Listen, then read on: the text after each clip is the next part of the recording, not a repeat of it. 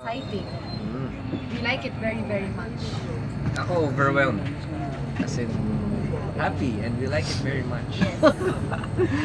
Anong tawag dito? Did you expect na ba na when you were starting with the teleserye, nagkaroon din yung magiging twist eventually? No. Well, alam namin yung eventually magiging close si Christian siya kasi Grace. Pero yung mga scenes, hindi namin na-expect na magugustuhan naman.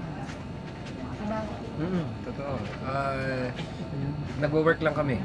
Kasi ginagawa lang namin ginagawa kung lang ano namin yung kung ano sa kailangan. script. Is there something special that you're doing to make your chemistry work? Kasi in fairness, kinikilig talaga ako dun sa... Diba? O kahit yung inaaway-away mo siya. Diba? Anong ginagawa natin? Nagpapakilig.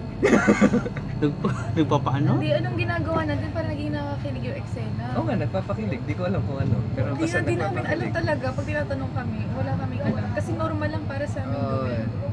Pero ano, one thing for sure na yan, magaling umarte si Jessie and she's very professional.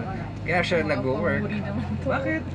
Kasi nga 'di ba sinasabi nga palagi, yung Christian na character and Grace, kung wala yung Grace, wala rin si Christian, wala si Christian, wala rin si Grace. So ano siya, nagtutulungan silang dalawa and without her reactions and pagiging generous sa acting, of course yung reactions ko will be blunt, 'di ba? Parang wala lang. So, yeah, malaking So parang nag-complement talaga in a manner na it comes out Teamwork naturally, talaga, no? vice versa lang.